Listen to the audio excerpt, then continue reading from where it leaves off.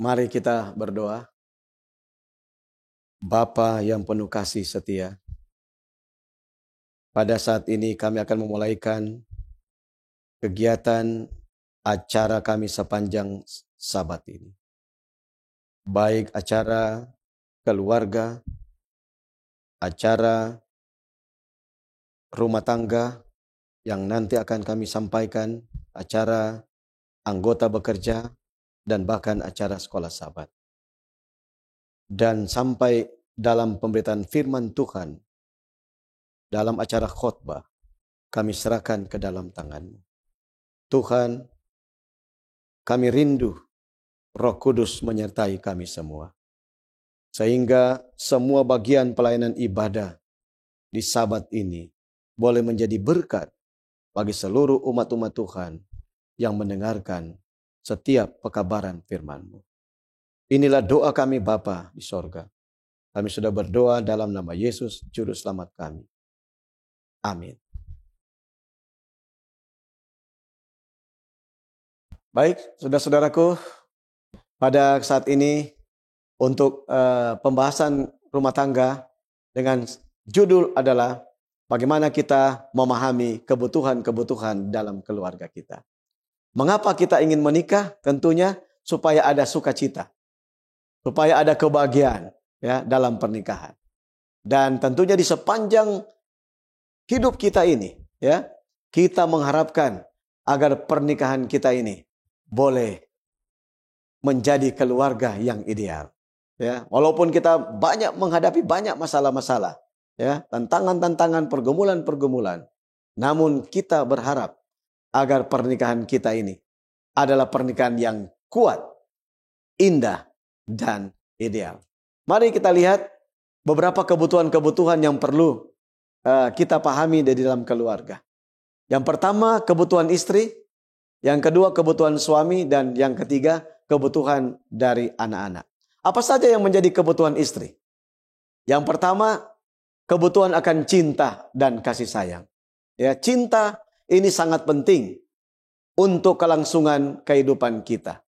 Ya, jadi mulai dari kita kecil sampai kita bertumbuh menjadi besar, sampai kita masuk kepada pernikahan, ya, kita sangat membutuhkan kasih sayang.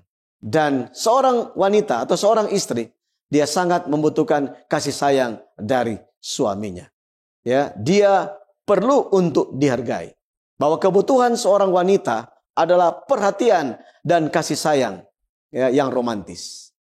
Dan itulah sebabnya kita sebagai keluarga-keluarga, ya, sebagai suami, sebagai anak-anak perlu memahami bahwa istri kita, ya, mama kita sangat membutuhkan kasih sayang atau cinta ini.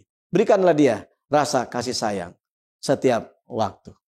Seorang yang bernama Presiden Amerika Serikat di waktu itu, Presiden Harry Truman, ya, pada waktu dia menjadi seorang presiden, dia sangat mengasihi istrinya best.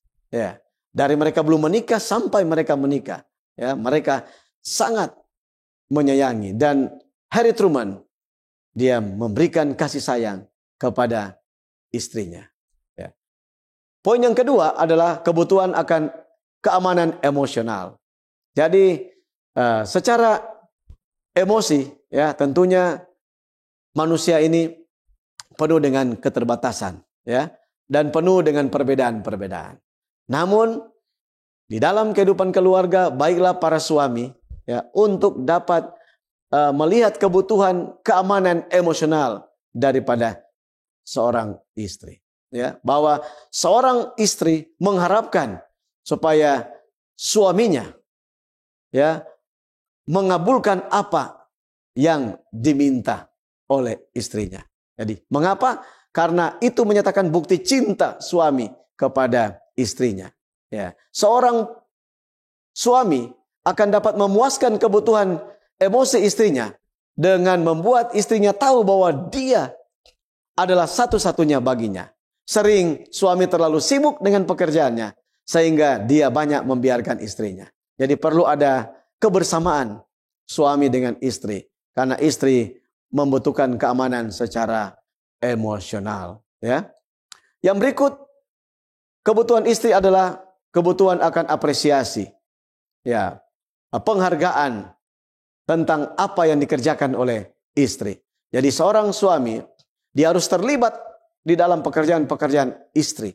Ya, jadi menolong istri. Contoh, menidurkan anak, ya, memberi makan anak, ya, membersihkan rumah, ya, dan lain sebagainya. Jadi ini merupakan satu bentuk bagaimana suami memberikan apa yang dibutuhkan oleh istrinya, yaitu memberikan apresiasi, ya, atas pekerjaan-pekerjaan daripada istri. Jadi suami dia dapat menolong istrinya. Dan kemudian bahwa kebutuhan istri adalah agar supaya istri terlihat menarik. Ini penting. Jadi ternyata bahwa kebutuhan daripada seorang istri agar istri dapat kelihatan menarik. Jadi para suami, ya, harus mengerti ini dia, supaya istri terlihat cantik, supaya istri terlihat menarik, ya, apa yang harus kita buat, ya, supaya istri, ya, bisa memiliki semangat di dalam kehidupan di atas dunia ini, ya. Biarlah para suami menunjukkan perhatian kepada istri, apa yang dibutuhkan oleh istri, ya, supaya rambutnya kelihatan menarik, apa yang dibutuhkan oleh istri, supaya penampilannya lebih menarik. Mari kita suami menolong istri supaya dia kelihatan lebih menarik, ya.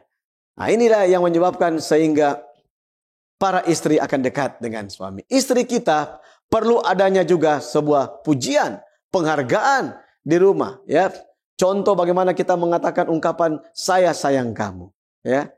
Atau terima kasih istriku oleh karena makanan yang enak, ya. Atau terima kasih istriku karena engkau sudah menyiapkan kemeja saya. Nah, ini penting sekali supaya istri ada semangat di dalam pekerjaan-pekerjaannya. Dan yang kelima, bahwa seorang istri membutuhkan kebutuhan romantis. Kita perlu mencium istri kita, ya, sebelum tidur, ya, atau sebelum kita pergi kerja, ya, berpegangan tangan dengan istri kita di tempat-tempat santai, ya.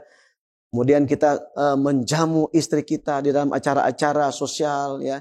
Kita melayani istri kita. Nah, ini menyatakan satu keadaan yang romantis. Jadi kita perlu ada hal-hal yang romantis dengan istri kita. Nah, bagaimana dengan suami?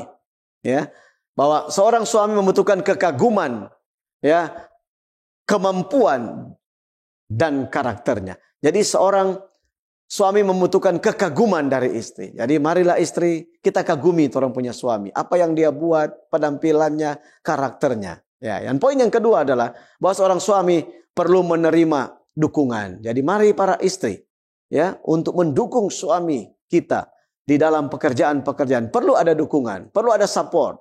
Dan yang ketiga bahwa seorang suami membutuhkan untuk dihormati. Bagaimana Efesus 5 ayat 22 mengatakan, istri tunduklah kepada suamimu, hormati suamimu, hargai suamimu. Seorang suami membutuhkan penghargaan. Dan yang keempat, seorang suami membutuhkan pemenuhan seksual. Ya, jadi seorang istri harus memenuhi kebutuhan seks dari suaminya. Oleh karena seorang suami akan merasakan cinta istrinya yang mendalam, manakala istrinya membutuhkan apa yang dibutuhkan suaminya, ya, secara seks. Jadi bagi pria hubungan seks adalah bahasa lain untuk mengkomunikasikan cinta kepada istrinya. Nah, itu sebabnya seorang istri harus memenuhi kebutuhan seks. Yang terakhir adalah kebutuhan anak-anak. Poin yang pertama, apa yang menjadi kebutuhan anak? Yaitu kebutuhan badani, pakaian, makanan, kendaraan, permainan, olahraga, istirahat, kesehatan, dan perawatan. Yang kedua, kebutuhan untuk kognitif. Jadi mana anak-anak membutuhkan untuk belajar, pengembangan intelektual, perawatan sehari-hari, pendidikan formal, rekreasi, mengunjungi tempat-tempat bersejarah, tempat-tempat yang ada menyangkut pusat kebudayaan dan lainnya. Dan yang ketiga, anak membutuhkan kebutuhan sosial, hubungan dengan keluarga, orang tua, teman sebaya, sikap, kesopan santunan. Jadi perlu kita melihat kebutuhan anak-anak. Ada waktu liburan, kita perlu melihat kebutuhan anak-anak. Dan yang terakhir adalah kebutuhan spiritual. Bahwa seorang anak, dia membutuhkan kebutuhan spiritual dan moral. Ya, Kiranya Tuhan memberkati kita di dalam pembahasan keluarga ini menjadi berkat bagi rumah tangga kita.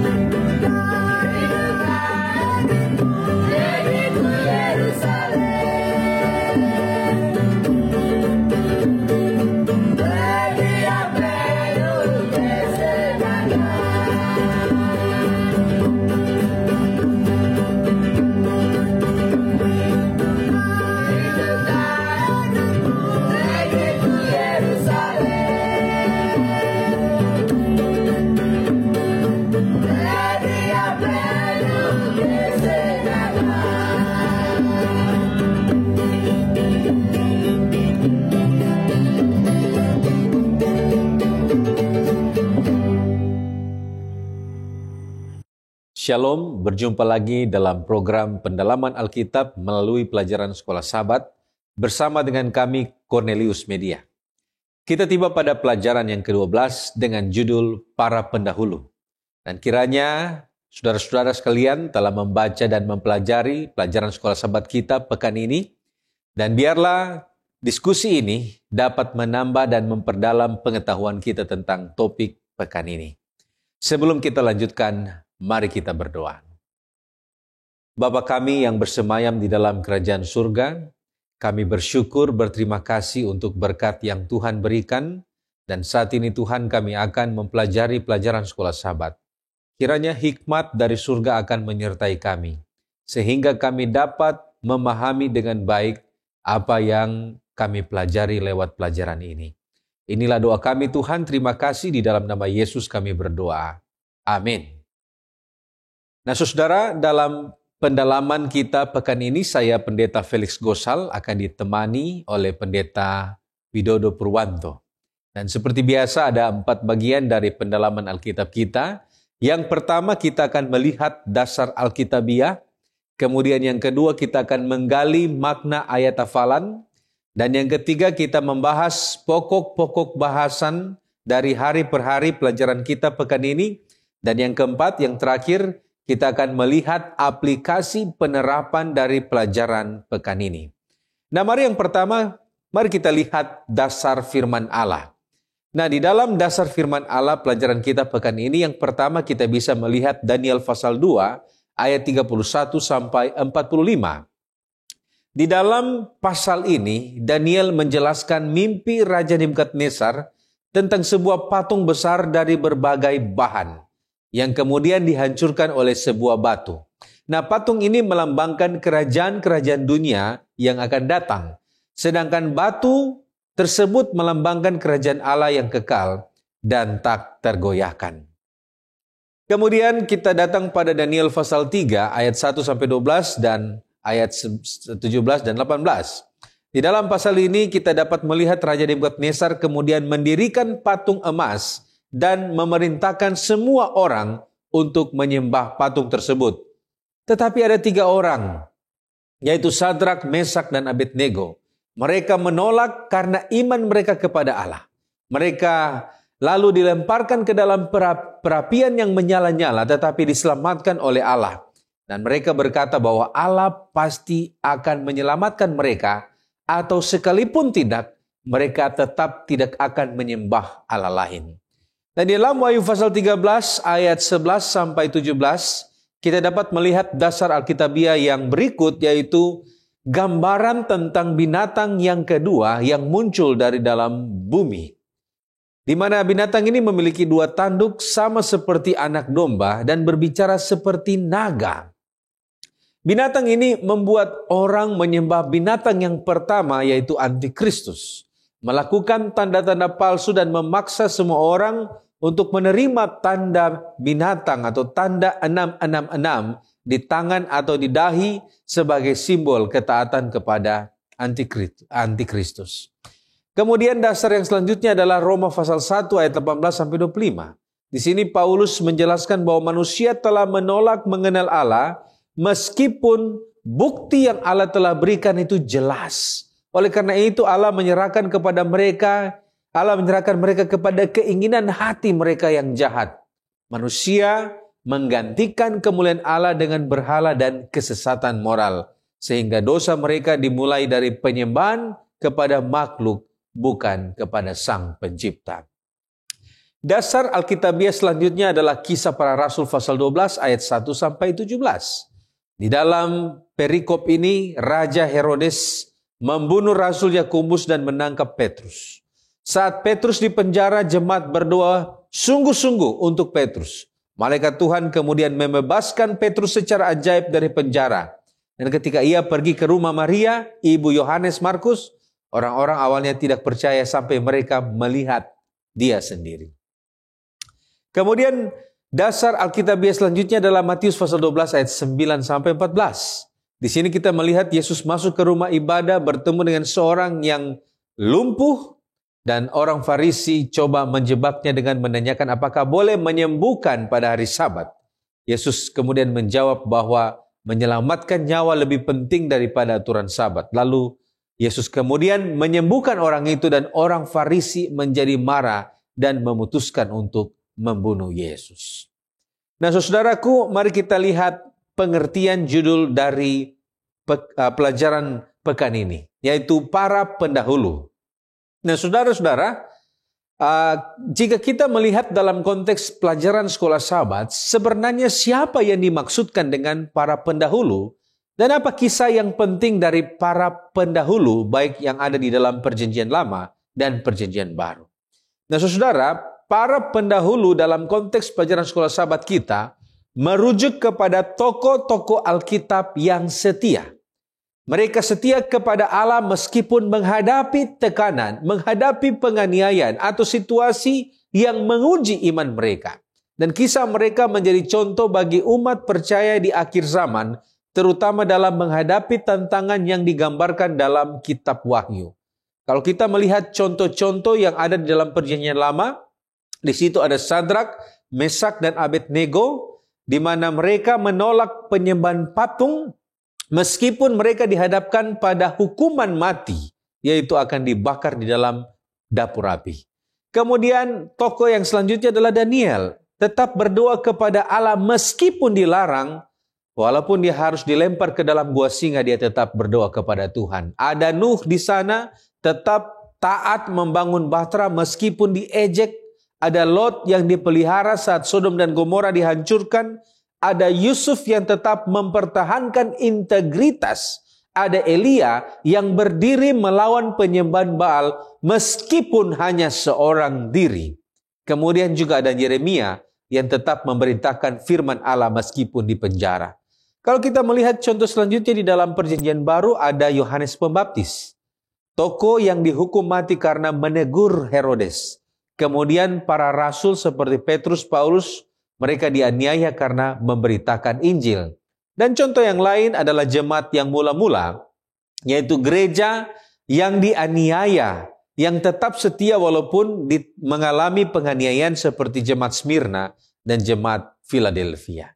Nah, kalau begitu, apa pelajaran dari para pendahulu yang dikemukakan di dalam pelajaran sekolah sahabat kita? Nah, saudara, paling sedikit ada 5 pelajaran dari para pendahulu ini. Pelajaran yang pertama yaitu tentang kesetiaan kepada Allah di atas segalanya. Kita dapat melihat itu cerita seperti cerita Sadrak, Mesak, Abednego, dan Daniel. Kemudian pelajaran yang kedua, tidak takut pada ancaman manusia. Elia sekalipun diancam oleh Isabel. Kemudian Yeremia, Yohanes Pembaptis, mereka tetap teguh. Kemudian pelajaran yang ketiga, Tuhan tidak pernah meninggalkan umatnya. Contoh Nuh diselamatkan. Kemudian ada Lot di sana. Tuhan menuntun keluarga ini. Ada Yusuf yang kemudian Tuhan selamatkan dan mengangkat derajatnya. Bahkan cerita-cerita yang lain seperti Daniel di gua singa. Pelajaran yang keempat adalah pelajaran tentang iman yang teguh menghasilkan penyertaan Allah. Api tidak dapat membakar orang-orang yang memiliki iman. Mereka tidak dapat melukai umat Tuhan. Singa tidak dapat melukai Daniel. Dan pelajaran yang kelima adalah kemenangan akhir adalah milik Allah. Wahyu menunjukkan kehancuran Babel dan juga kemenangan umat yang telah ditebusnya. Nah, selanjutnya apa kisah para pendahulu yang ada kaitannya dengan buku Wahyu? Nah, saudara, ada beberapa hal yang perlu kita lihat. Tetapi harus kita pahami bahwa kitab Wahyu ini banyak memakai simbol-simbol yang mirip sebenarnya dengan pengalaman para pendahulu. Seperti contohnya penyembahan patung, dan kita bisa lihat itu penyembahan patung melawan penyembahan Allah yang kita bisa lihat itu di dalam Wahyu pasal 13 ayat 15. Dan ini seperti pengalaman para pendahulu, yaitu ketika Daniel atau Sadrak, Mesak, dan Abednego di dalam Daniel pasal 3, mereka melawan patung Nebukadnezar. Yaitu ada motif yang sama, ada pola yang sama.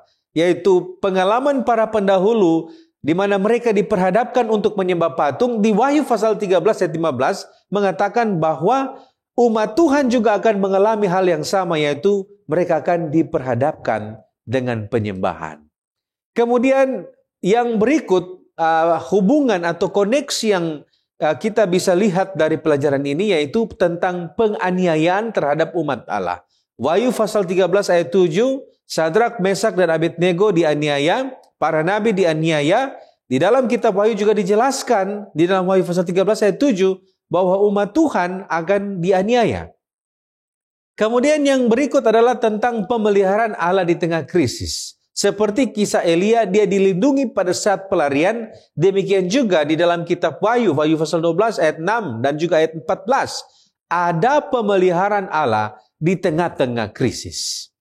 Ayat inti kita diambil dari 2 Timotius pasal 1 ayat yang ke-7. Sebab Allah memberikan kepada kita bukan roh ketakutan, melainkan roh yang membangkitkan kekuatan, kasih, dan ketertiban.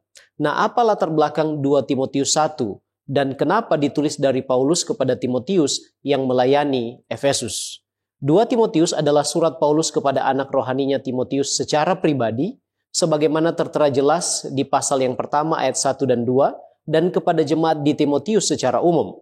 Seventh-day Adventist Bible Commentary volume 7 halaman 325 menginformasikan bahwa ini merupakan surat Rasul Paulus yang terakhir yang ditulis ketika dia berada dalam penjara di Roma untuk kedua kalinya dan ditulis pada saat-saat terakhir dalam hidupnya sesuai dengan gambaran yang diberikan Rasul Paulus sendiri pada pasal yang keempat ayat 6-8.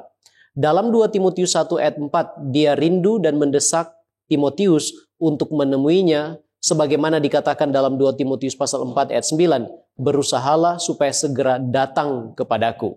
Nah, 2 Timotius 1 berisi salam pembuka Rasul Paulus dan juga penguatan kepada Timotius untuk tetap bertahan dalam iman di tengah-tengah penderitaan yang dialami karena pemberitaan Injil serta tetap teguh dalam kepemimpinannya menggembalakan jemaat di Efesus.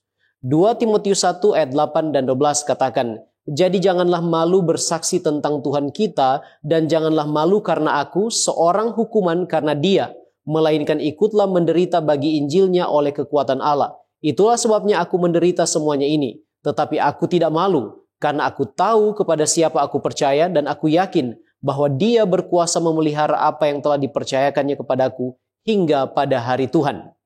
Dari Paulus kepada Timotius yang melayani Efesus, karena memang Timotius telah ditugaskan Paulus untuk melayani di jemaat Efesus. Latar belakangnya dicatat dalam suratnya yang pertama kepada Timotius. 1 Timotius 1 ayat 3-4 katakan, ketika aku di sini Paulus, hendak meneruskan perjalananku ke wilayah Makedonia, aku telah mendesak engkau, Timotius, supaya engkau tinggal di Efesus dan menasihatkan orang-orang tertentu agar mereka jangan mengajarkan ajaran lain ataupun sibuk dengan dongeng dan silsilah yang tiada putus-putusnya, yang hanya menghasilkan persoalan belaka dan bukan tertib hidup keselamatan yang diberikan Allah dalam iman.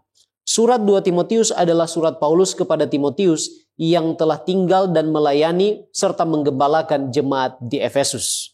Nah, siapa kita yang dimaksud dalam ayat ini, serta apa maksud dari Allah memberikan? Bagaimana cara Allah memberikan, kepada siapa, dan mengapa diberikan? Kita yang dimaksud dalam ayat inti merujuk pada ayat sebelumnya, yaitu ayat yang ke-6. Paulus dan Timotius sebagai konteks dekatnya, itu yang dimaksud dengan kita, dan aplikasi umumnya ialah orang-orang percaya. Kemudian frase Allah memberikan menekankan fakta bahwa baik iman, panggilan, motivasi, semangat, dan keberanian semuanya berasal dari Allah. Menurut Andrews Bible Commentary halaman 1801 dan 1802, cara Allah memberikannya ialah melalui Yesus Kristus dan secara spesifik lagi melalui Roh Kudus. Khusus kepada Timotius itu diberikan melalui penumpangan tangan menurut ayat sebelumnya. Paulus menekankan dalam 2 Timotius 1 ayat 14, peliharalah harta yang indah yang telah dipercayakannya kepada kita oleh Roh Kudus yang diam di dalam kita. Andrews Bible Commentary halaman 1802 menekankan bahwa tidak ada batasan atas penggunaan dan pengaruh dari seseorang yang dikuduskan bagi kehendak Allah dan dibimbing oleh Roh Kudus. Mengapa demikian? Konteks 2 Timotius 1 menggambarkan bahwa Allah memberikan itu untuk maksud pemberitaan Injil Yesus Kristus dan supaya Timotius tahan dalam setiap penderitaan yang harus dihadapi oleh sebab pemberitaan Injil itu. Efesus 4 ayat 12 Paulus katakan, untuk memperlengkapi orang-orang kudus bagi pekerjaan pelayanan, bagi pembangunan tubuh Kristus. Dan 2 Timotius 3 ayat 17 menyatakan hal yang sama, yaitu agar tiap-tiap manusia kepunyaan Allah diperlengkapi untuk setiap perbuatan baik. Pena inspirasi dalam buku From the Heart halaman 62 katakan bahwa kita harus memiliki Roh Kudus bersama kita ketika kita bekerja untuk menjangkau jiwa-jiwa yang telah jatuh. Kemampuan manusiawi kita akan sia-sia jika tidak disatukan dengan agen surgawi ini, dan itulah yang diberikan Allah. Sekarang apa pengertian roh ketakutan dan roh yang membangkitkan kekuatan, kasih, dan ketertiban? Roh ketakutan atau kata Yunaninya delias menurut Thomas Delea dan Hein P. Griffin dalam The New American Commentary volume 34 halaman 189 adalah suatu semangat para pengecut yang tergoyahkan dan menyerah ketika tantangan dan penderitaan datang saat menjalankan tugas dan tanggung jawab pelayanan. Dalam hal ini, tidak memiliki keberanian menderita Injil. Itulah yang dimaksudkan dengan roh ketakutan. Sedangkan roh yang membangkitkan kekuatan kasih dan ketertiban menurut Seventh-day Adventist Bible Commentary volume 7 halaman 329 adalah semangat yang menggerakkan kekristenan sejati. Daniel C. Araike dan juga Howard Hatton dalam A Handbook on Paul's Letter to Timothy and Titus halaman 174 mengatakan bahwa roh yang membangkitkan kekuatan kasih dan ketertiban ini mengacu pada kekuatan rohani yang memampukan seorang Kristen menang atas keadaan yang tidak menguntungkan dan tetap setia kepada Tuhan yang dihasilkan oleh Roh Kudus. Our Father Cares halaman 136 pena inspirasi katakan, Roh Kudus adalah kekuatan kita dalam pekerjaan pembentukan karakter menurut keserupan ilahi dan menolong kita untuk mendapatkan kemenangan atas pencobaan. Kita lanjut kepada pokok pembahasan selanjutnya, yaitu mengenai Daniel 2 dan pendekatan historis terhadap nubuatan. Nah, mari kita lihat terlebih dahulu apa kisah yang ada di dalam Daniel pasal 2. Nah, di dalam Daniel pasal 2, Raja Nebukadnezar, Raja Babylon, mendapat mimpi yang mengganggu tentang bagian atau tentang sebuah patung yang memiliki bagian-bagian tubuh yang terbuat dari berbagai logam. Nah, kalau kita melihat cerita ini, di sana ada kepala dari emas melambangkan kerajaan Babel, kemudian kerajaan sesudah itu yaitu Media Persia yang dilambangkan dengan dada dan perak, dada dan lengan dari perak. Kemudian ada perut dan paha dari tembaga, yaitu kerajaan Yunani.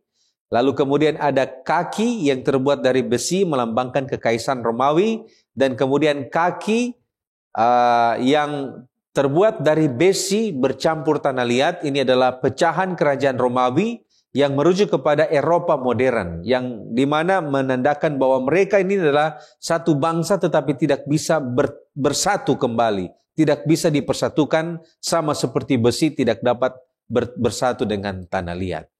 Nah, saudaraku yang terkasih, mimpi ini berakhir dengan batu yang kemudian datang tanpa ada tangan manusia, dan kemudian batu ini menghancurkan patung, dan kemudian patung ini hancur menjadi gunung dan memenuhi bumi.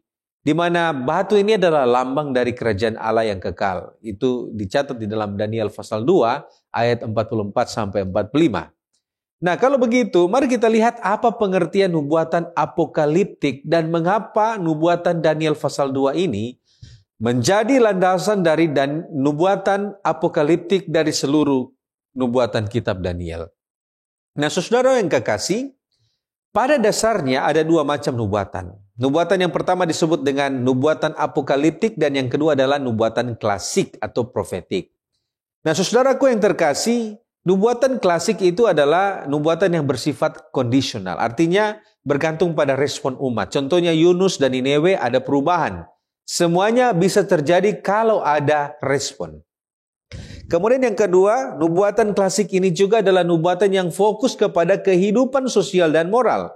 Contohnya tentang penyembahan berhala, ketidakadilan, dan lain sebagainya. Yang ketiga, nubuatan klasik ini memiliki gaya bahasa yang langsung dan jelas. Dan yang keempat, nubuatan klasik atau profetik ini berfokus pada pemulihan, contohnya pemulihan dari pembuangan di Babel. Sedangkan nubuatan apokaliptik ini berbeda. Kenapa? Karena yang pertama, nubuatan apokaliptik adalah nubuatan yang tidak bersyarat. Artinya itu pasti terjadi. Nubuatan ini tidak bergantung pada respon manusia.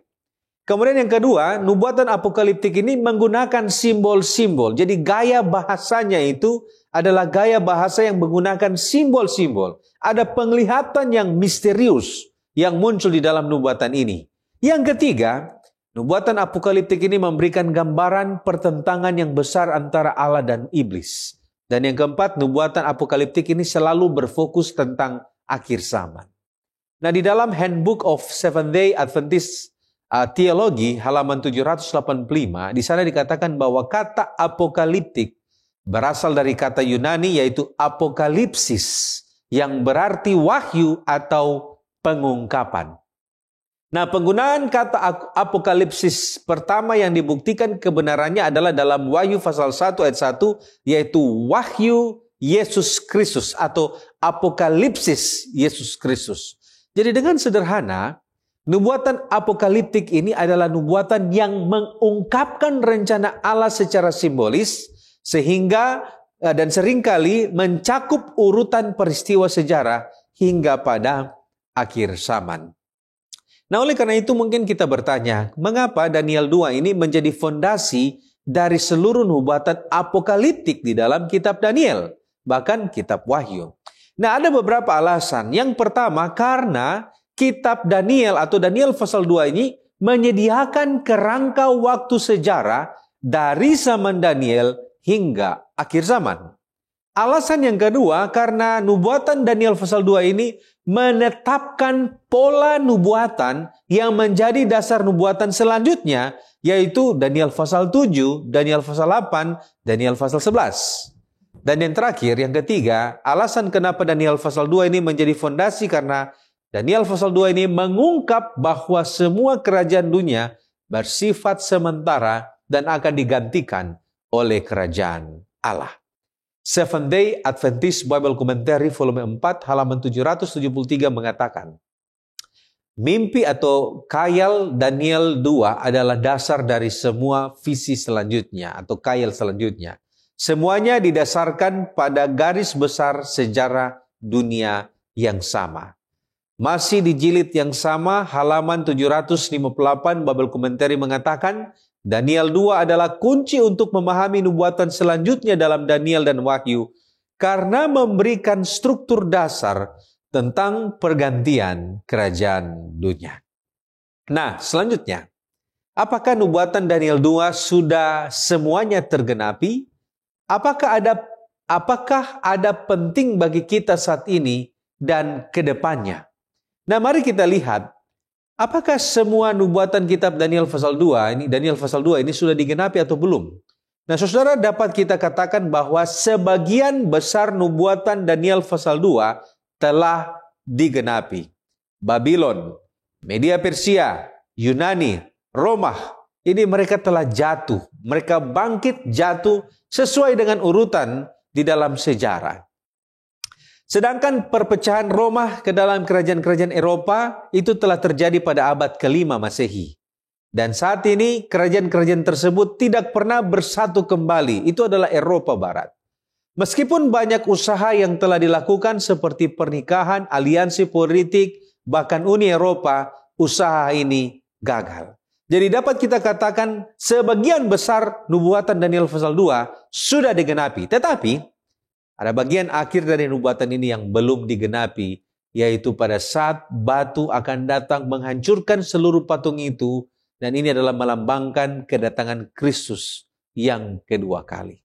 The Great Controversy halaman 339 mengatakan di tengah keruntuhan bangsa-bangsa, umat Allah harus berpegang pada janji bahwa kerajaannya akan datang. Batu yang terpegal itu adalah tanda akhir dari semua pemerintahan manusia.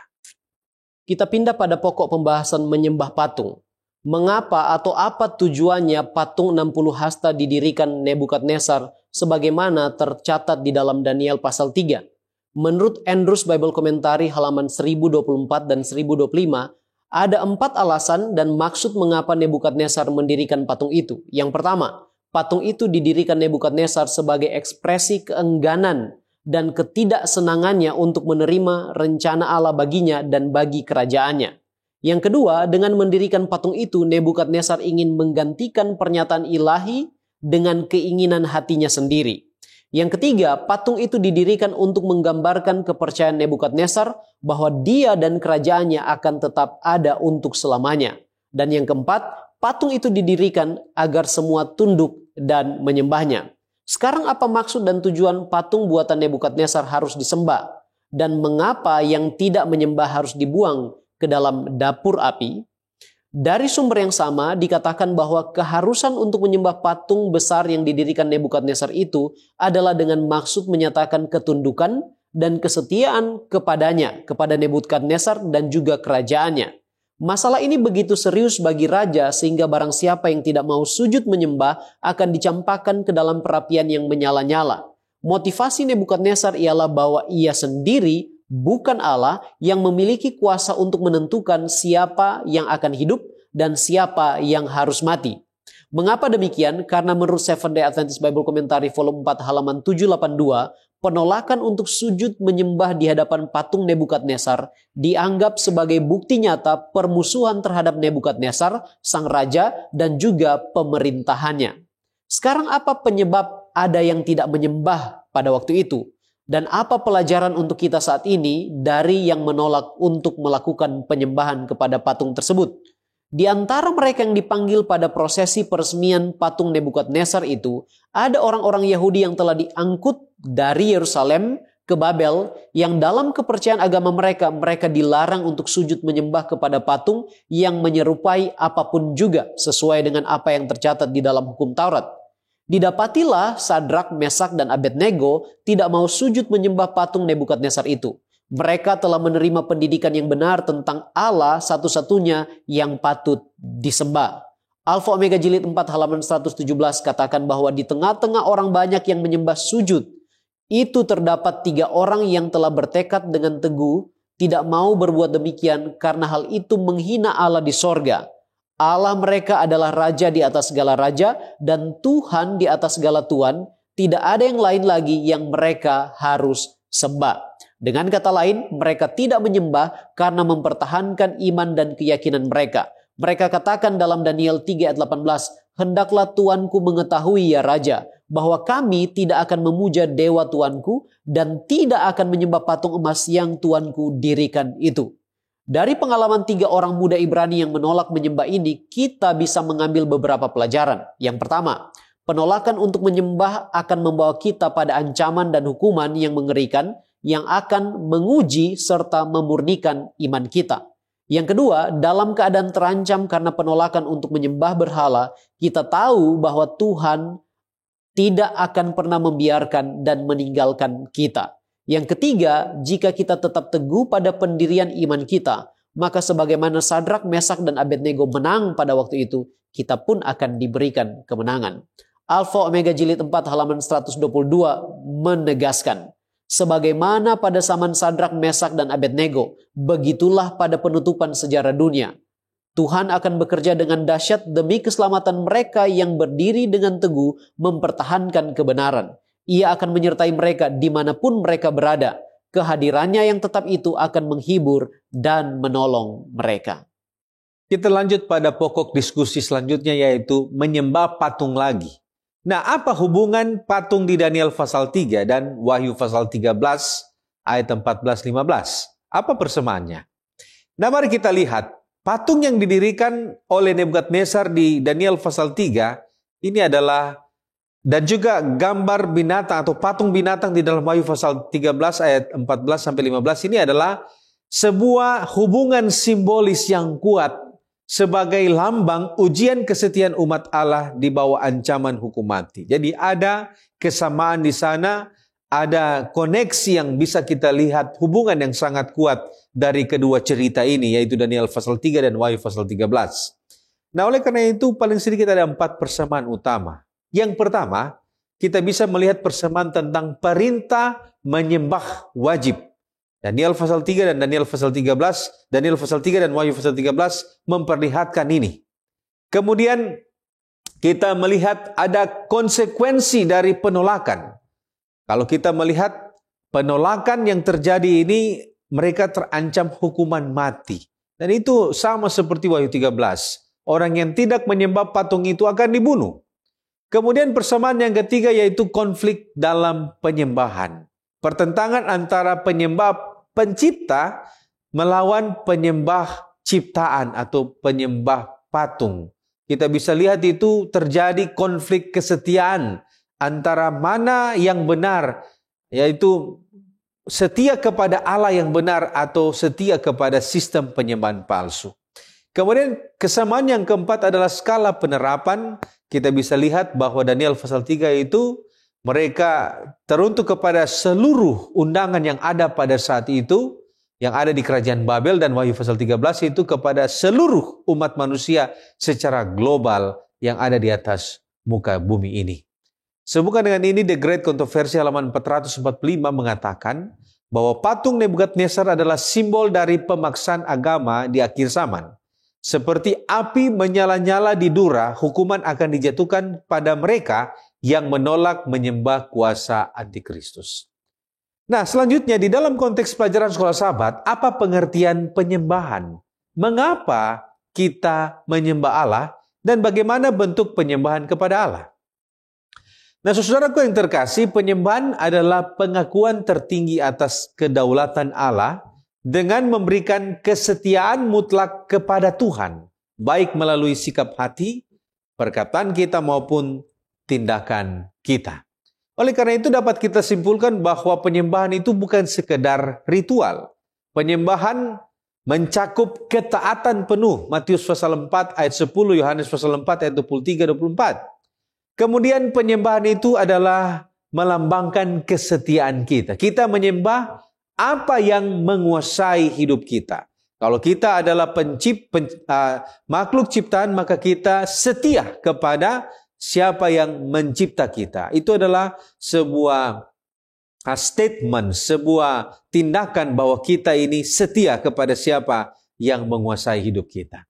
Nah, oleh karena itu, mengapa kita menyembah Allah? Ada 3 alasan kenapa kita menyembah Allah. Yang pertama, karena Dia pencipta.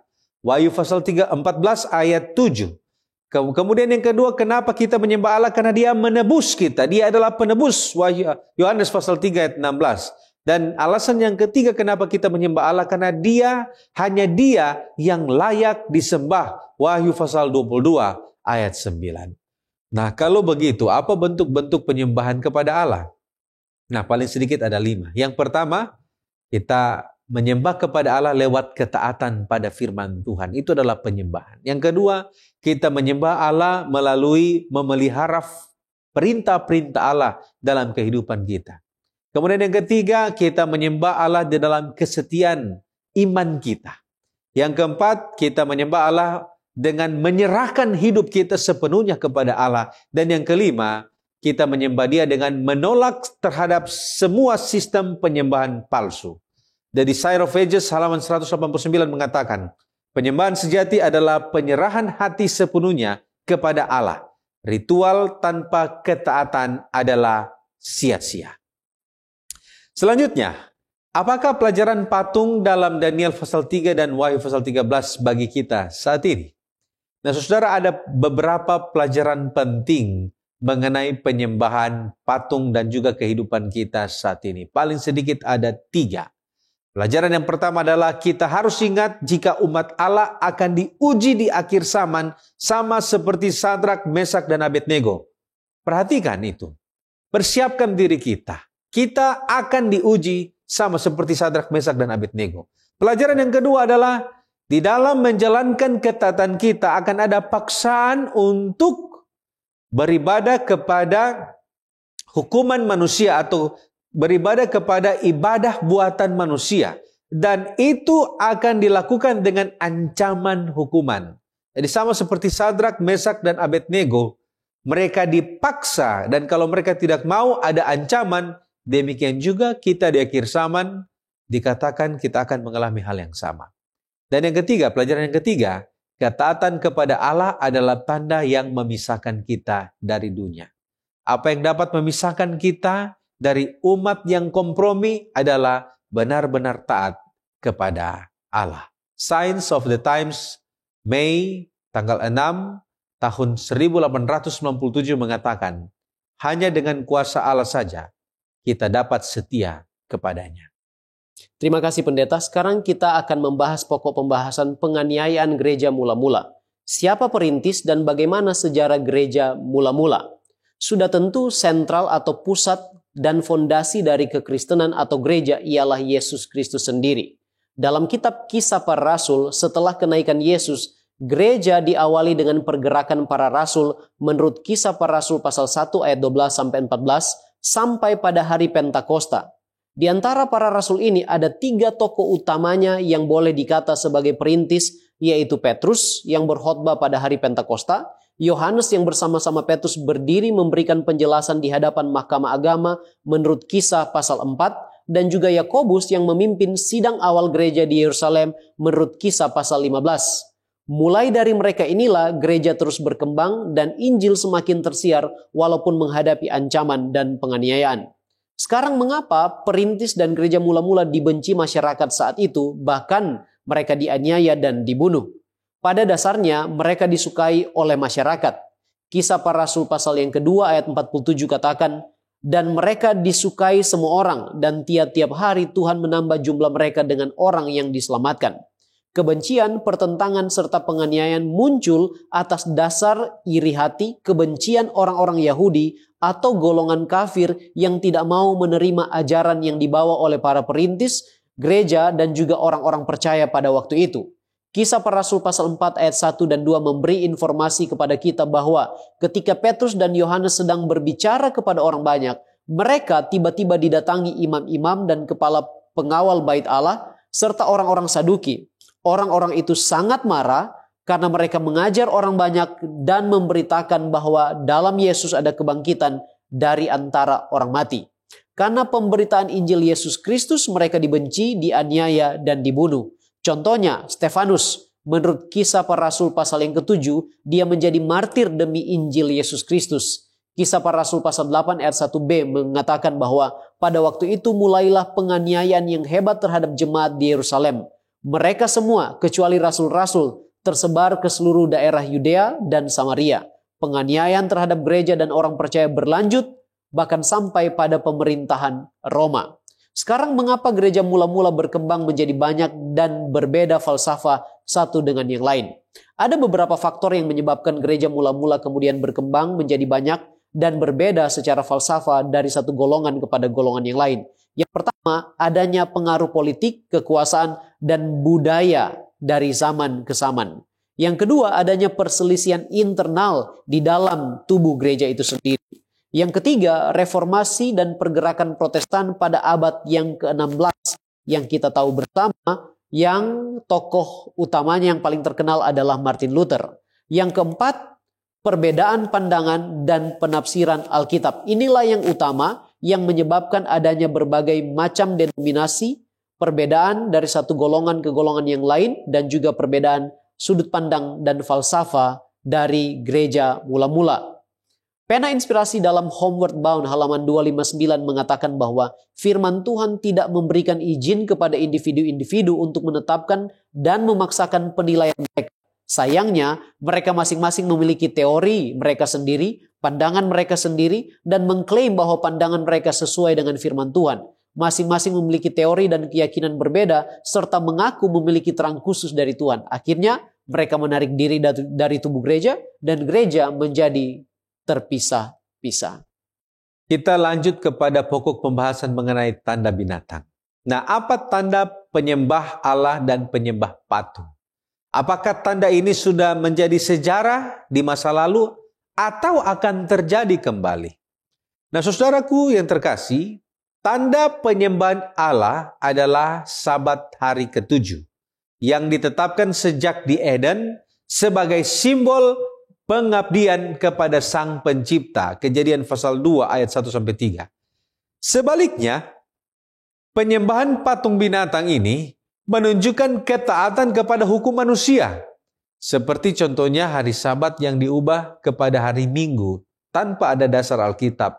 Wahyu pasal 14 ayat 6-7, Yohanes pasal 5 ayat 16. Nah, saudara, mengenai tanda-tanda ini apakah sudah terjadi ataupun akan terjadi lagi? Dapat kita katakan bahwa tanda-tanda ini belum sepenuhnya terjadi dalam sejarah. Tapi prinsipnya telah dimulai. Misalnya, perubahan Sabat ke Minggu secara resmi oleh gereja di abad permulaan, kemudian penindasan yang terjadi pada masa kegelapan. Ini pernah terjadi di masa lampau. Tetapi Ellen G. White mengatakan di dalam The Great Controversy halaman 605, sehubungan dengan penyembahan tanda binatang di akhir zaman, di sana Roh Nubuat menegaskan bahwa di dalam ujian akhir, Sabat akan menjadi pusat pertentangan dan pilihan untuk setia kepada Sabat Allah atau menerima tanda binatang akan menjadi ujian setiap atau kesetiaan terakhir bagi seluruh umat manusia. Jadi jelas bahwa apa yang dicatatkan di dalam Wahyu pasal 13 ini adalah sesuatu nanti yang akan terulang kembali, yang akan terjadi di depan kita, di mana Sabat akan menjadi pusat pertentangan, dan disitulah ujian kesetiaan kita akan terlihat. Nah, mengapa Sabat begitu penting bagi orang Yahudi sampai mereka mau membunuh Yesus yang dianggap melanggar Sabat? Nah, saudaraku, bagi orang Yahudi, Sabat ini adalah identitas nasional dan tanda perjanjian khusus antara mereka dengan Allah. Keluaran pasal 31 ayat 13 dan 17. Tetapi, dalam zaman Yesus, para pemimpin agama, mereka telah menambahkan banyak tradisi dan peraturan manusia yang ketat, sehingga makna Sabat ini menjadi beban hukum yang kaku. Jadi tidak ada rasa hubungan yang intim dengan Tuhan, tetapi rasa beban ketika mereka masuk di dalam pemeliharaan hukum Sabat. Nah, ketika Yesus menyembuhkan pada hari Sabat, Yesus dianggap sebagai pelanggar tradisi ini.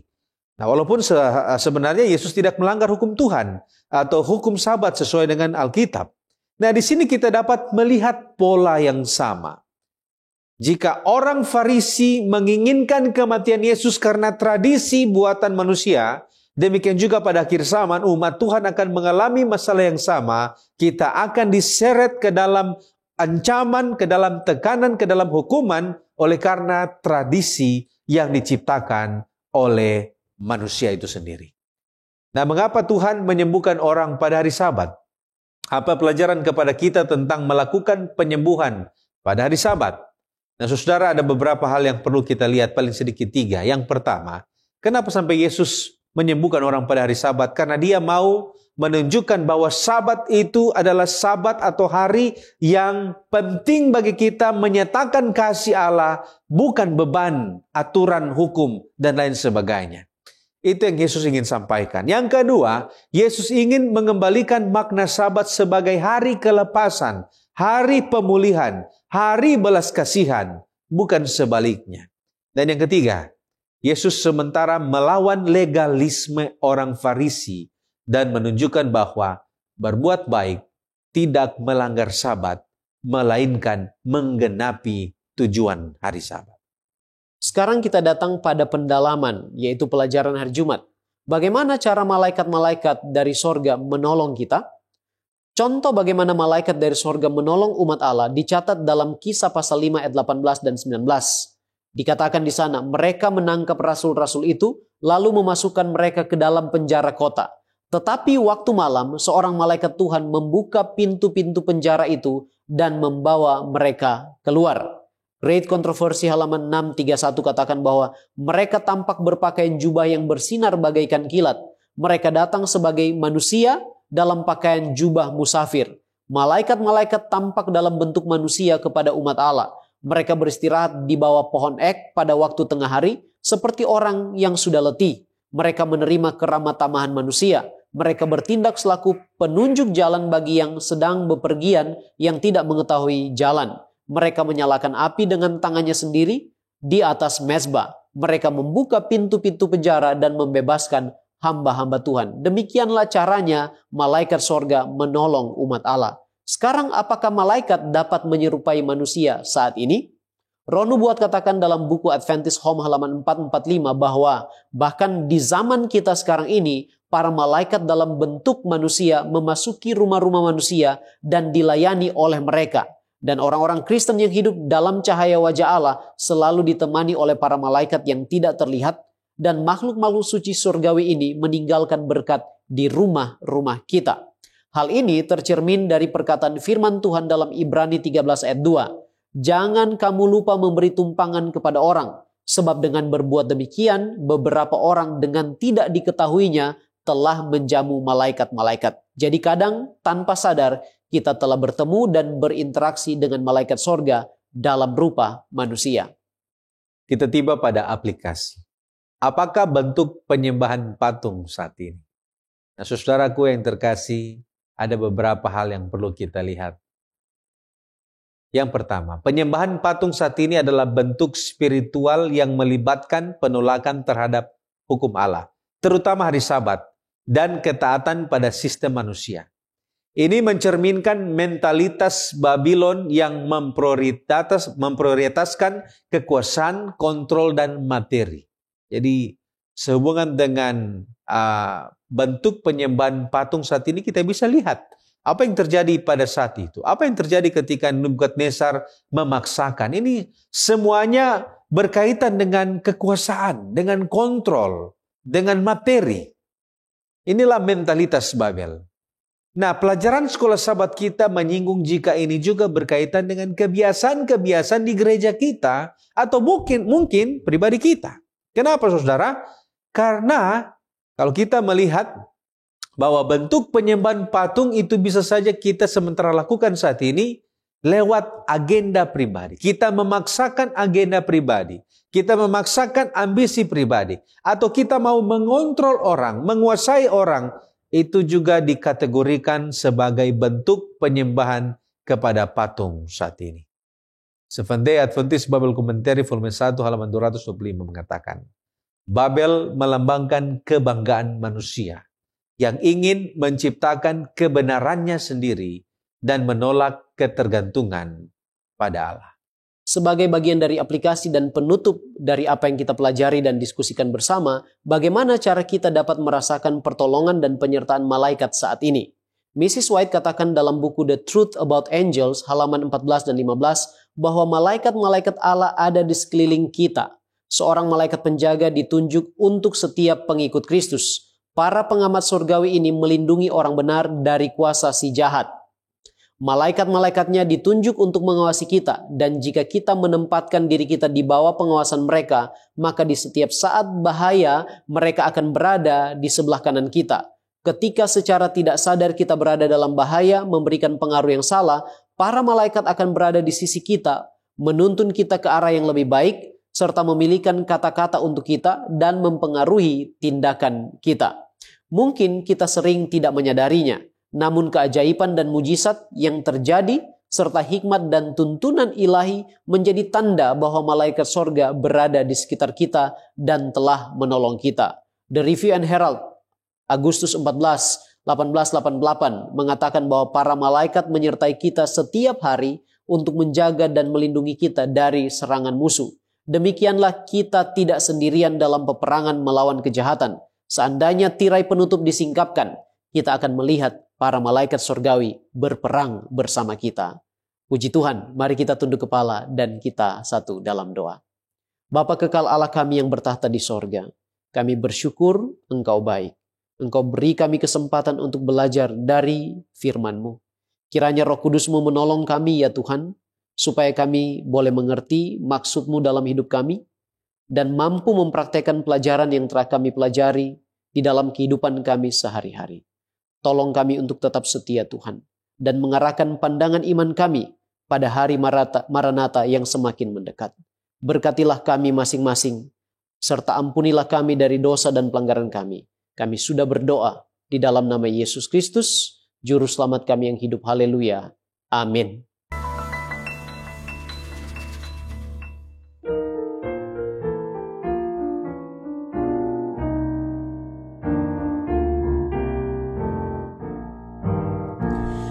Suka saksikan dari hal Yesus yang menjadi sahabatku yang erat, perubahan diriku yang seutuhnya hanyalah oleh kasih Juru Selamat. Tiada lain pelindung seperti Yesus, tiada lain sahabat seperti Dia. Tiada lain penebus yang menghapus dosa, aku dipeliharanya. Yesus menemukan aku dalam dosa, hatiku berkeluh kesah dan suka, tapi ku diangkat oleh tangan Yesus dan dipimpinnya di jalan yang benar. Tiada lain pelindung seperti Yesus, tiada lain sahabat seperti Dia. Tiada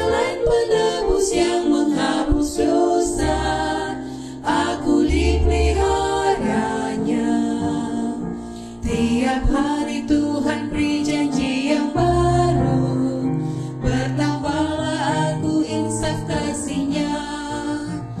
Tapi tak ku mengerti tebusan itu, hingga kelak ku lihat Yesus di surga. Tiada lain pelindung seperti Yesus, tiada lain sahabat seperti-Nya, tiada lain penebus yang menghapus dosa. Aku dipeliharanya. Mari kita berdoa. Allah kekal yang bersemayam di dalam kerajaan surga, Allah pencipta, penebus, dan pemelihara kehidupan kami. Pada waktu yang indah dan diberkati Tuhan ini, kami datang menghadap hadirat Tuhan dengan kerendahan hati. Kami datang mengakui keberadaan kami sebagai manusia yang penuh dengan kekurangan, keterbatasan, penuh dengan pelanggaran karena dosa-dosa kami. Pada saat ini Tuhan, kami datang merendahkan hati meminta pengampunan. Kiranya Tuhan akan mengampuni kami, melayakan kami, sehingga kami pada hari Sabat ini boleh menikmati hadirat Tuhan, diberkati di dalam pemberitaan firman Tuhan yang akan kami dengarkan. Bapa di surga, pada saat ini Tuhan kami berdoa, kiranya Tuhan akan memberikan kami kekuatan lewat firman Tuhan yang akan kami dengarkan. Oleh karena itu Tuhan, urapi kiranya hamba Tuhan Pendeta Bawengan yang akan membentangkan firman Tuhan pada saat ini. Tuhan, kiranya urapi dia dengan kuasa Roh Kudus, sehingga kata-kata yang akan disampaikan benar-benar memberikan kami kekuatan, sehingga kami dapat mengerti jalan-jalan, maksud-maksud kehendak-kehendak Tuhan dalam kehidupan kami. Saat ini Tuhan, di antara kami yang menyaksikan siaran ini, mungkin berada pada pergumulan. Mungkin saat ini merasa ketidakadilan, merasakan susah, merasakan sakit, ataupun duka cita. Kami berdoa kiranya Tuhan bantu. Yang saat ini sementara mencari jawaban doa, Tuhan biarkanlah Engkau akan menjawab setiap doa mereka. Yang saat ini sementara bergumul untuk mendapatkan jalan keluar, Tuhan bantu berikan jalan yang terbaik. Yang saat ini berdoa untuk mendapatkan kesembuhan, mendapatkan penghiburan, Tuhan berikan yang terbaik bagi mereka.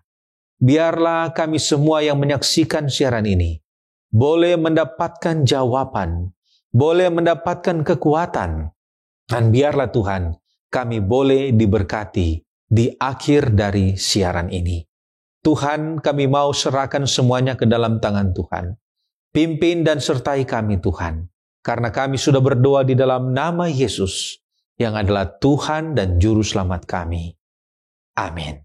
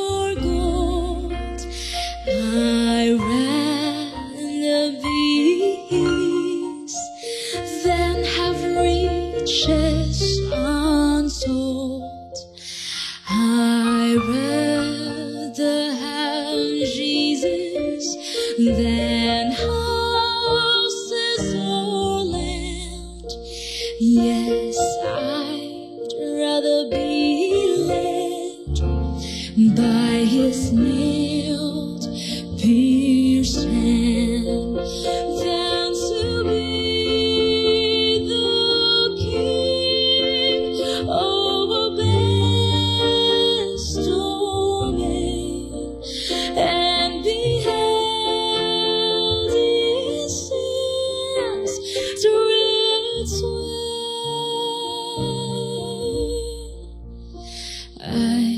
rather have Jesus than anything this world affords today. Walau menjadi raja di dunia atau dikejam dosa, ku memilih Yesus dari semua yang ada di dunia, yang ada di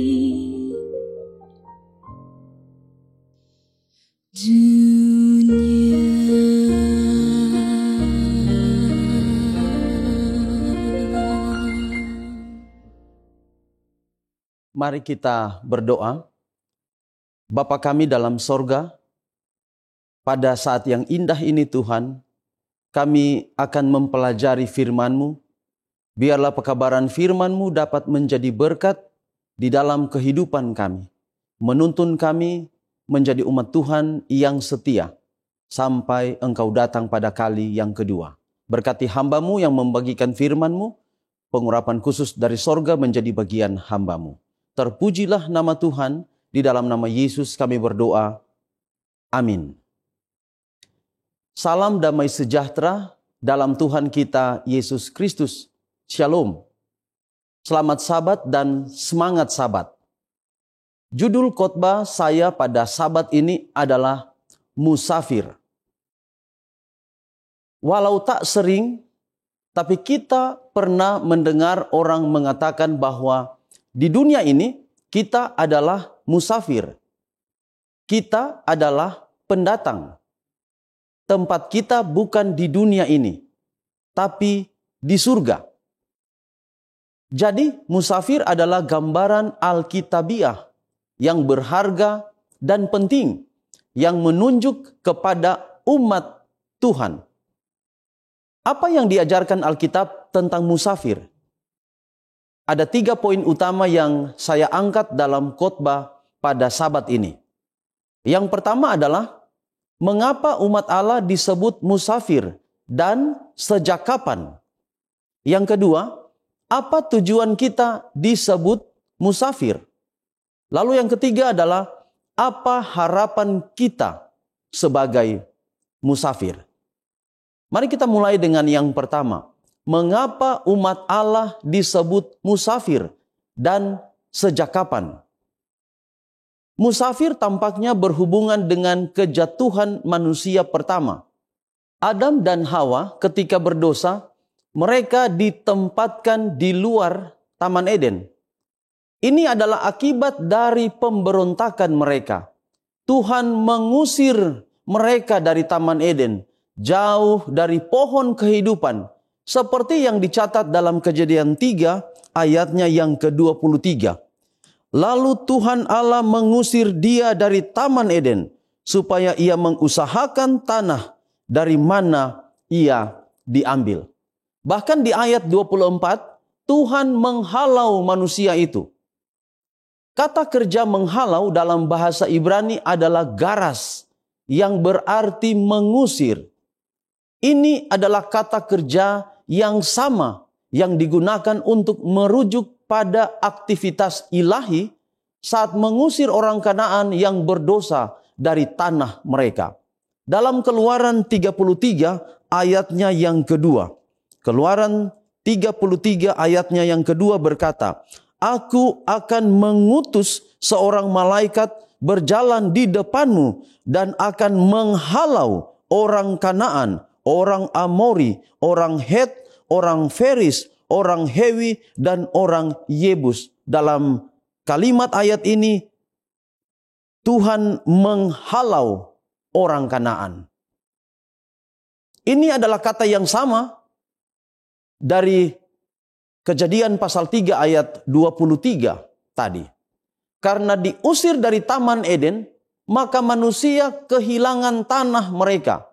Dan mereka harus menuju ke sebuah tanah yang kering dan hampir tidak produktif. Dalam Kejadian pasal 3 ayatnya yang ke-17 dan ayatnya yang ke-18. Lalu firman-Nya kepada manusia itu, karena engkau mendengarkan perkataan istrimu dan memakan dari buah pohon yang telah kuperintahkan kepadamu, jangan makan daripadanya, maka terkutuklah tanah karena engkau. Dengan bersusah payah engkau akan mencari rezekimu dari tanah seumur hidupmu. Lalu ayat 18, semak duri dan rumput duri yang akan dihasilkannya bagimu, dan tumbuh-tumbuhan di padang akan menjadi makananmu. Sejak saat itu, manusia hidup sebagai musafir atau sebagai pendatang atau sebagai orang asing di tanah yang bukan milik mereka sejak awal. Gambaran ini secara khusus berlaku juga untuk bapa leluhur kita seperti Abraham, seperti Ishak di dalam Kejadian pasal 35 ayat 27. Mereka pernah tinggal di Hebron sebagai orang asing. Dalam Kejadian 47 ayat 9, kepada Firaun, Yakub pernah berkata bahwa ia berada di Kanaan selama 130 tahun. Dan itulah tahun-tahun pengembaraan di tanah asing. Yakub merasa Kanaan adalah negeri asing baginya. Ia menjadi musafir di sana. Raja Daud dalam 1 Tawarik 29 ayat 15 juga mengatakan bahwa dalam 1 Tawarik 29 ayatnya yang ke-15 berkata, sebab kami adalah orang asing di hadapanmu dan orang pendatang sama seperti nenek moyang kami, sebagai bayang-bayang hari-hari kami di atas bumi dan tidak ada harapan. Dan kita, saya dan saudara-saudara adalah orang asing di dunia ini. Yang kedua, apa tujuan kita disebut musafir? Seperti yang saya sudah bahas tadi bahwa musafir adalah orang asing. Sulit bagi orang asing untuk menyembunyikan identitas mereka. Mereka berbeda tentunya dari penduduk asli dalam cara mereka berpakaian, mereka berbicara, dan apa yang mereka makan dan hal-hal yang lain. Mereka akan berbeda dari budaya lokal setempat. Dan bila hal ini diterapkan pada orang percaya, maka menjadi musafir adalah sebuah gagasan bahwa kita sebagai umat Allah harusnya berbeda dengan dunia ini. Kita harus berbeda di antara bangsa-bangsa yang tidak mengenal Allah. Walaupun Adam dan Hawa telah jatuh ke dalam dosa, dunia yang mereka tempati sebagai tempat asing, bukan untuk tempat itu mereka hidup. Mereka punya Taman Eden. Mereka harus kembali ke Taman Eden. Dan mereka harus menjadi orang asing di negeri di mana mereka dibuang oleh karena dosa. Untuk membawa kehidupan mereka, orang lain, kepada negeri yang Tuhan janjikan. Kita adalah musafir Kristus. Oleh karena korban kematiannya, kita dipanggil untuk menjadi musafir. Untuk berada di dunia, tapi bukan milik dunia. Untuk menjadi umat kudus, umat pilihan. Yesus adalah musafir yang paling sempurna dan menjadi jalan bagi para musafir, yaitu kita, untuk mendapatkan kembali Taman Eden yang diambil dari kita. Dalam Yohanes pasal 14 ayatnya yang ke-6 berkata, Yohanes 14 ayat 6 berkata, kata Yesus kepadanya, akulah jalan dan kebenaran dan hidup. Tidak ada seorang pun yang datang kepada Bapa kalau tidak melalui aku. Orang Kristen hanyalah musafir di dunia ini. Tempat kita bukan di sini, tapi di surga yang kekal. Selama kita ada di dunia ini, kita perlu menghidupkan nilai-nilai surgawi itu. Dan Yesus menyediakan jalan bagi kita. Untuk kemudian kita juga menyediakan jalan bagi orang lain untuk mengenal Yesus.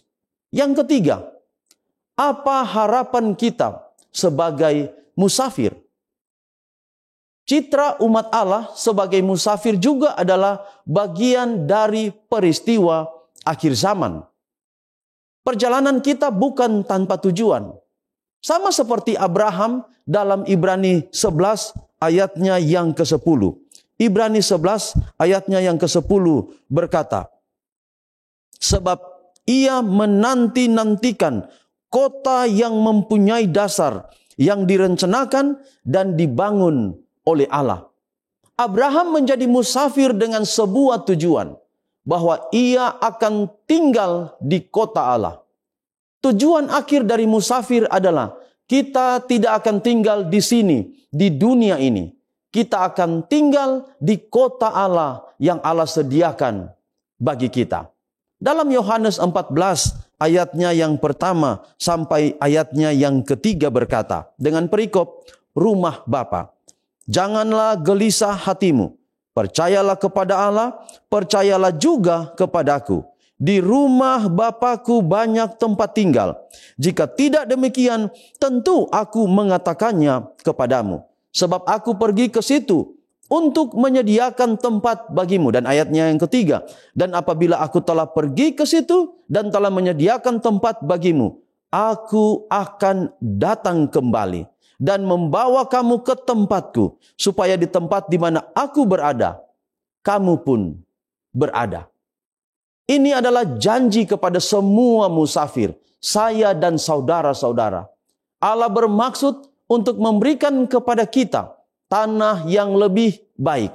Dan Nabi Yesaya di dalam Yesaya 65 ayat 17. Yesaya 65 ayat 17 berkata, sebab sesungguhnya aku menciptakan langit yang baru dan bumi yang baru. Hal-hal yang dahulu tidak akan diingat lagi dan tidak akan timbul lagi di dalam hati.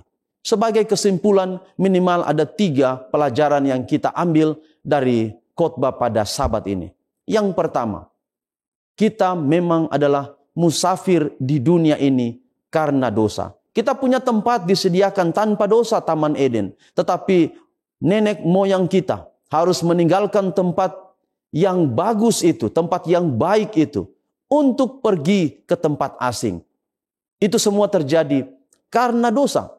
Lalu yang kedua, sebagai musafir, kita menjadi alat untuk membawa orang lain datang kepada Yesus. Kita harus berbeda dengan dunia ini. Dunia di mana kita tinggal. Kita harus berbeda karena kita akan membawa perbedaan itu kepada orang lain di sekeliling kita dan membawa mereka sama-sama ke surga yang Tuhan sediakan untuk kita. Kesimpulan yang ketiga, harapan kita adalah kita akan pulang ke negeri kita sendiri yang Allah sediakan bagi kita, yaitu kerajaan sorga. Pertanyaannya adalah, maukah kita tinggal terus menjadi musafir di dunia ini? Atau walaupun kita adalah musafir, kita bersedia bagi kedatangan Yesus yang kedua kali. Tuhan kiranya memberkati kita semua adalah doa dan harapan saya. Amin. Mari kita berdoa. Bapa kami dalam sorga, terima kasih untuk ibadah Sabat yang indah pada saat ini. Dan terima kasih untuk pekabaran firman Tuhan yang boleh kami dengarkan. Ya Tuhan, kami tahu kami adalah musafir di dunia ini. Kenapa? Karena kami bukan tinggal terus di dunia ini. Tuhan akan datang, kota suci, kota Allah akan turun, dan kami akan tinggal di sana. Tetapi kalau Tuhan izinkan kami tinggal di dunia ini, untuk sementara waktu, kami akan membawa banyak orang datang kepada Tuhan untuk tinggal di kota Allah yang Tuhan sediakan untuk kami. Berkati pekabaran pada Sabat ini, boleh menjadi berkat yang besar di dalam kehidupan kami. Berkati pendengar yang dengan setia dengarkan firman Tuhan pada saat ini. Berkati kehidupan mereka. Firman-Mu menjadi kekuatan dalam kehidupan mereka. Menghadapi tantangan apa saja di dunia ini. Kami adalah umat-umat Tuhan. tetap setia kepada Tuhan. Inilah menjadi doa kami. Terpujilah nama Tuhan. Kami bawa doa ini serta memohon berkat Tuhan ajaib dalam hidup kami menjadi bagian kami saat ini. Kasih karunia daripada Allah Bapa, damai sejahtera di dalam Tuhan Yesus Kristus melalui kuasa Roh Kudus menyertai kami semua hari ini sampai Yesus datang pada kali yang kedua. Karena kami bawa doa ini dalam nama Yesus Kristus Tuhan dan Juru Selamat kami. Amin.